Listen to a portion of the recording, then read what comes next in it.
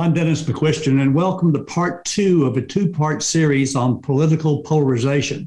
Now, on part one, we looked at what that was and what caused it. Now, here's the good news. On this particular program, we have those three same experts, and they're going to talk to us about what to do, hopefully to restore, let's just say, some civility to political discourse. My co-host, Jim Cathcart, is going to introduce those folks. So, Jim, have at it. Dr. Terry Paulson is a PhD psychologist with a master's in theology. He's a columnist, professional speaker, and author of The Optimism Advantage and The Dinner, the political conversation your mother told you never to have. He's past president of both the Global Speakers Federation and the National Speakers Association, and has been inducted into the Professional Speakers Hall of Fame. He's a regular op-ed columnist for townhall.com and politicrossing.com. Chip Pitts is a leadership, governance, and corporate responsibility expert who has taught at Oxford, Stanford, and other universities in the West and Asia. He's the former chair of Amnesty International, U.S.A., and the Bill of Rights Defense Committee, as well as other nonprofits dealing with human rights, civil liberties, international development, and social and environmental sustainability. Robert Hall is a noted author, consultant, and speaker on relationships. A veteran executive and entrepreneur, he's authored over 200 articles, and they've appeared in Forbes, New York Times, CEO Magazine, and Huffington Post. His latest book, This Land of Strangers, the relationship crisis that imperils home, work, politics, and faith, has been called the most important book of the decade. And he's here today because of a particular article he published out of 200 or more that's titled Hijacked. Robert, welcome back. Let's talk about solutions to the political polarization in this country. Thanks, Jim. Good to be here. What can we do? We all know it's there. We hear and feel it every day. Where can we even begin to start to resolve the polarization between people in this field of politics? Well, let me just say in my essay, I use the word democracy hijacked. And basically what a lot of people in this country are feeling is that our democracy is being hijacked by people on the extremes. And as a result of that, it is causing not just polarization, but demonization. And it makes it very difficult for us, whether it's in government, nonprofits, in universities, in business, to really address and solve problems and move forward strategically. It is an impediment to a functioning society at an organizational level, all the way down to the family level. So that's kind of where we start. And I would say that at least the part that I focused most on, obviously there's a number of things that need to happen structurally, and we can talk about gerrymandering. Some states, locales have gone to ranked choice voting as a way of somehow getting rid of some of this polarity. But to me, the larger issue is that will change when we get cultural change. And we always in our company said, culture is what tells you what to do when no one's telling you what to do. And we need a cultural shift, and it's going to, I believe, have to change the spirit of this society that we're in. And hopefully we are getting so sick and tired of the pain, our pain transforms us, that we are open now to listening better to the other side, to being more inclusive and less demonization. Final point I'll make is, to me, it means we don't have to let go of our opinions, but I really believe what we need to do is be a part of a cultural shift that will move us at what I would call into being relational advocates. And that is, wherever we exist on the political spectrum, those of us really anywhere, but particularly in the middle, the moderates, probably the plurality of us, are going to have to step up and advocate for the whole, working together. We're going to have to put that above our partisanship, and we're going to have to speak up. And I think the final thing we're going to have to do is get better at abstracting up down from the little small disagreements we have into larger purpose. So those are the three things I would say. Yeah, Robert, thank you for setting the framework there about what can be done. Now, Terry, you and Jim Cathcart and I are longtime members of the National Speakers Association. And one of the jokes that we have is we have 3,500 speakers and no listeners. So I'm not sure how we can talk to that viewer since we're expecting them to listen. But one of the things that you've done, mostly from the conservative side of things, is to try to bridge that gap. Give that viewer some idea of what you've done. Maybe you can talk about the book you wrote on the dinner, or maybe you can talk about the group that you get together every week or every month or so and try to talk through these things and let that viewer know what he or she can do.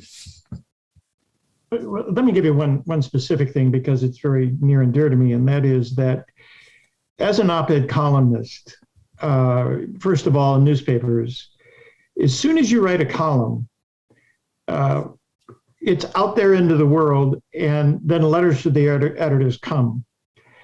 And you see the impact of people reading something they disagree with, and they write just polarizing kinds of comments. Now, and I'm sure that happens from both sides. I would say a liberal columnist would get some from conservatives and let's be honest, I don't care what side of the divide you're on, all of us have people on our side that we wish weren't on our side. You know, I mean, really, let's be really honest, because it hurts us at times. But one of the things I've learned to do is whenever I get a letter or an email from somebody who's really voicing strong opinions on what I wrote, I never countered what they said. I always emailed back this message. I said, you know, thank you for writing, because I know you speak for a lot of people who disagree with me. And then I would pick something in their article or what they wrote back that I hadn't even thought about. And I would always point that out. You said something here that I didn't think about before I wrote the column. Could you explain that more to me? Because I really want to understand it. I'd send the email. The second email, it was like they went to a seminar or something, because it was always more respectful. It was like they had the same message. I apologize for my earlier low brain function, but I thank you for giving me a chance to explain myself. And then I get this articulate response of what it is that they believe and why they believe it. And you have an informed dialogue because the emotion is out of it. I think the first thing you do is you understand, number one, give people some grace. They're not that much different than you. All of us have had moments we've said things we wish we hadn't. So give people a little bit of space to allow them to disagree. Write them, give them a chance to explain things so all of a sudden you are listening. You're reading their response instead of trying to hammer them with your point of view. The easiest thing to not listen to is somebody talking. So I think grace, find something that you really, really care about listening to in their position, because there's differences for a reason. You know, I argue with myself and sometimes you lose those arguments, for Pete's sake. Thank you, Terry. In Terry's book, The Dinner, he talks about a political conversation that your mother told you never to have. And he has couples with opposing worldviews discussing issues instead of individuals, instead of personalities. And I think that may be at the core of our solution. What are your thoughts on that, Jim? Well, I could not agree more with what our other two guests just said. There's a tremendous amount of wisdom there. Except on the issue of personalities, that actually is about identity. And I do think we need to confront and use identity as a positive corrective force to the hate, the polarized hate that's going on. I'm afraid that, you know, the weaponization of identity makes that very difficult, especially when it comes to the national level. But at the state and local level, you know, in our networks, in our communities, in our workplaces, it's been tough during COVID, admittedly, but just look at what happened to the vaccination issue. It was never polarized to this extent and suddenly became overwhelmingly polarized. Excellent. Thank you. Robert, what are your thoughts on this? I would just add one other thing. The research has been around a long time that when you have like-minded people get together, The hypothesis, some of that early research, is they would moderate, and that's not what happens. When you get like-minded people together, they become more extreme and they boot out the moderates, and leadership goes to the most extreme. And so for me, that's the reason, that I think Terry mentioned earlier about being with other people with whom you disagree, and whether it's responding to a letter, which you so brilliantly described, or whether it's being intentional about one of the things in the social sciences, we have close ties. That's groups that we're close to. Well, we also have loose ties. And what the research shows is that we learn a lot of innovative things from loose ties, folks that are not just like us. So to me, part of what this means is we must become more intentional, not only about the media that we consume, but dealing with people who are different and hearing what they have to say and finding what are the nuggets in that are insightful for us, that work for us. Well, I'm afraid you're right about that, Robert. And just so you, the viewer, will know how important this is, The Economist magazine did a study of 2020, and they do this periodically. And they looked at countries that were what they call full democracies. America's not one of them. We're in the category called flawed democracies. Now, France and America are both the top two in a flawed democracy. And let's just put it this way. It hasn't always been this way, which is why what these folks are telling you is so important. I'm going to mention a letter now. I'm not sure, Terry, if these two politicians are from California, but I think they are. They wrote a letter to the head of AT&T, which is headquartered obviously in Dallas. And what they said was basically, you folks need to drop Fox News, OANN, and Newsmax from your station. So, Chip, you're our resident lawyer in the group. Is that a good way of handling the situation? Well, Dennis, it's hard for me to endorse that, because Mills on Liberty was probably the most influential book I ever read. I have strong libertarian and civil liberties instincts. And yet when you get to the point where democracy is existentially threatened, as I believe it is in the United States right now, everyone has a duty to exemplify leadership, and that is unifying. And it's based on truth and facts and reality, as opposed to lies and misinformation. Well, I appreciate that comment. Now, Terry, I'm sure you've never heard anybody in the group you run with that's ever said the same thing about MSNBC and or any of the major network affiliates, have you? Well, I mean, as has been said, freedom is messy, and I may not like what you say, but I will defend your right to say it. And that is something that's so, I mean, you look back at our history and there are some violent disagreements. My goodness, Lincoln couldn't even get to Washington without going through areas where he was threatened to be killed in the process of going through that. We forget that history is full of a very volatile tension that we've had to go through throughout our existence. The first column I wrote was after 9/11. That's the first time I got involved in actually writing, because there was real concerns about the future of America, and I have a strong belief in the messiness of what we do, and the need to defend it. If you're going to be a conservative, like I am, and I don't believe in government entitlement programs and extended welfare and a lot of money given to people who are there, then you better step up locally and make sure that you're involved in some social ministries or services that allow people to be served and helped along the way. So I'm chair of the board for Lutheran Social Services. I get involved because the job is we still need to be active. Sitting and doing nothing is where that depression comes in and is focused. And I remember, and Jim, you'll remember this, when we were invited into the White House, when NSA was meeting in Washington, and we got a chance to meet Clinton. Well, I'm a Republican. He was a Democrat, and he came down the hallway and came to all us presidents, had that great smile on his face, and he looked at us and he said, "I bet some of you didn't even vote for me." And we all laughed. I probably laughed a little bit more than some of the others. And then he said, "That's all right. I'm still your president, and I need you." because you don't know what it's like to be president, because every day things come on your desk from all around the world. That is every disaster, every problem, everything that you have to handle. And you're the hope merchants out there. Are we, in our own individual ways, getting involved locally to create hope? One of the things that Ronald Reagan said, and it was at I don't even know what the event was, but he said, let me tell you the secret of why I was successful. I appealed to their best hopes, not their worst fears, to their confidence, not their doubts. We have a system that works for individuals, and it's our job to put up examples of people that are making it work so more people do it. If you believe you can't, then you end up in a situation where we're teaching people to do nothing. And I think everybody would agree, get involved locally, Absolutely. Local government, other kinds of areas, because when you do that, you value it.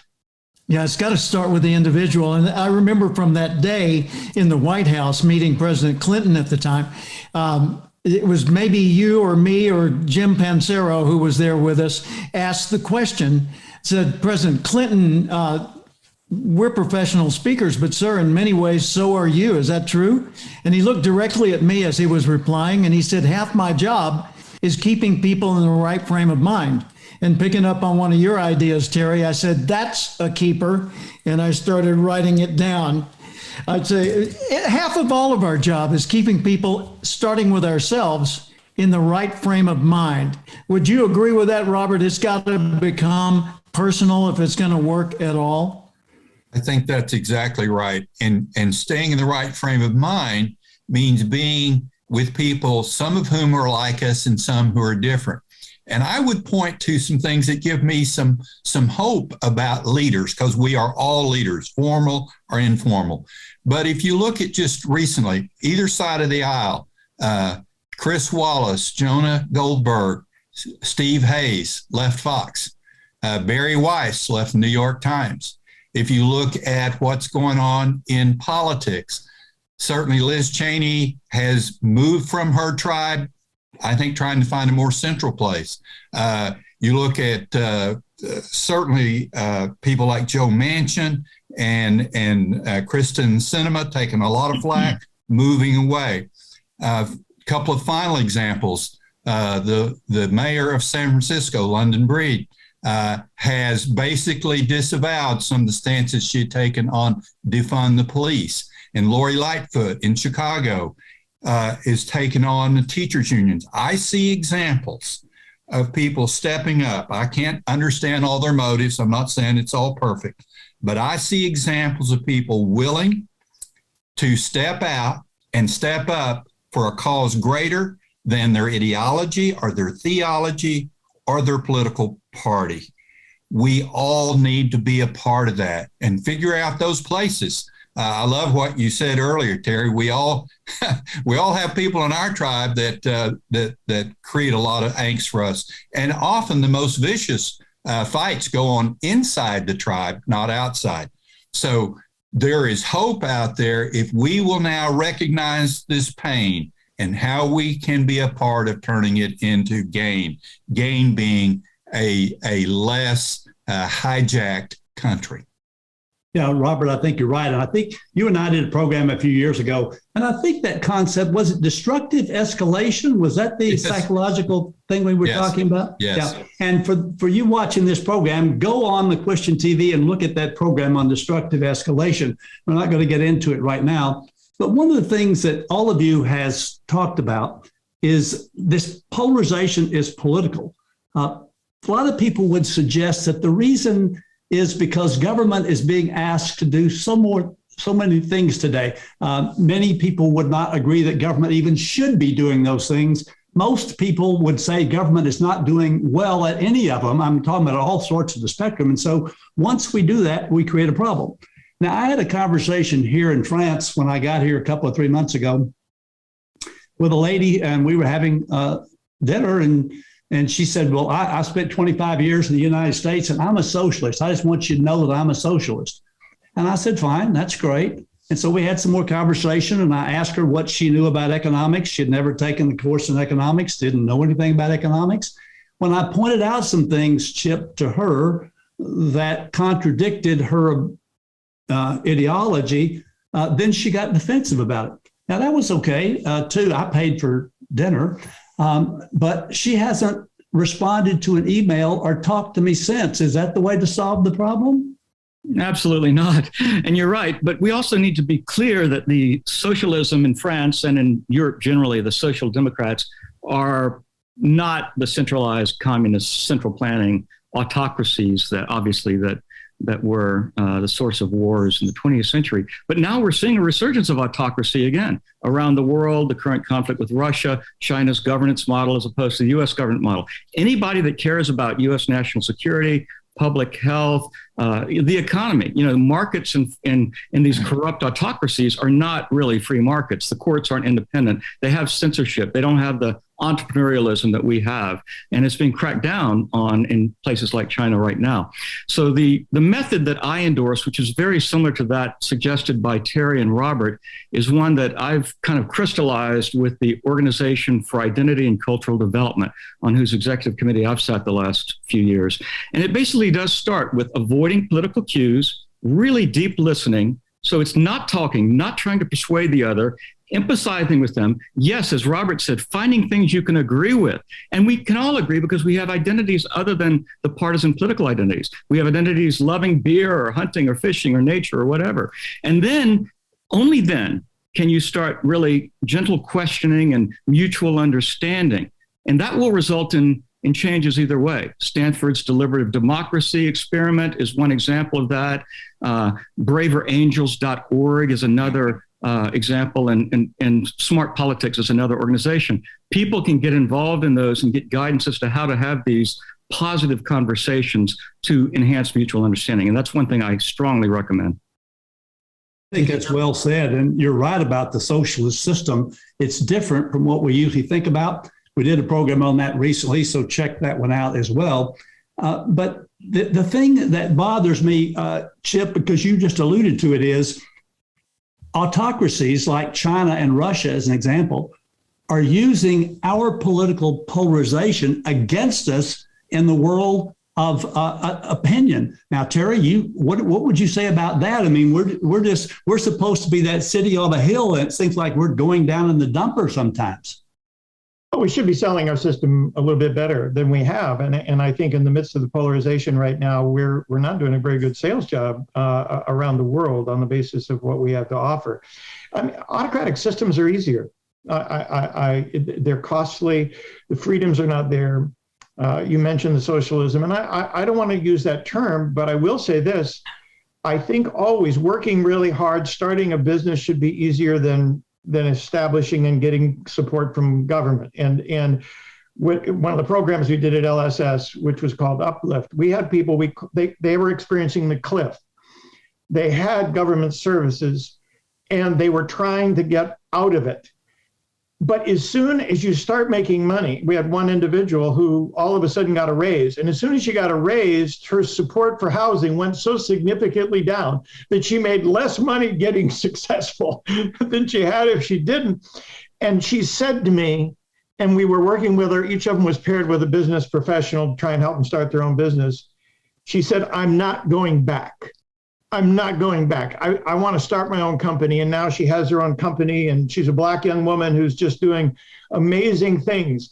And I believe we collectively need to do a better job of finding people on both sides of our divide who are contributing to the American history and our world and talking about what's working. You know, what are the things that are allowing somebody who's a Black American to all of a sudden become successful and start hiring other people? We should be broadcasting that, because in some countries you can't break through.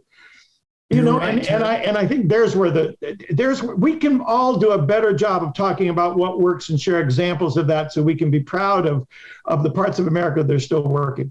Thank you. Thank you very much. I want to thank all three of our guests. What a great panel we've assembled here. Robert Hall, Chip Pitts, and Terry Paulson. And we've explored two sides of this issue. One, what is the nature of the political polarization and where does it come from? And two, what do we do about it? And it's like Chip O'Neill, when he was Speaker of the House of Representatives, once I appeared on a program with him, and he said that day, all politics is local. Well, It doesn't seem that way when you tune into the TV. It seems like it's all national, but the only place we can really affect it is on the local level, starting in our own household, heck, starting between our own ears. So now you've seen various perspectives on what could and should be done. Question is, what are you going to do? Will positive changes be made? Does it start with you? Let there be change on earth and let it begin with me. Join us as our guests continue to contribute to these topics. Look for us on McCuistionTV.com, on social media. Look for us right here. And just remember that society is advanced by people who think and care deeply. That's why we are always exploring different perspectives on things that matter with people who care.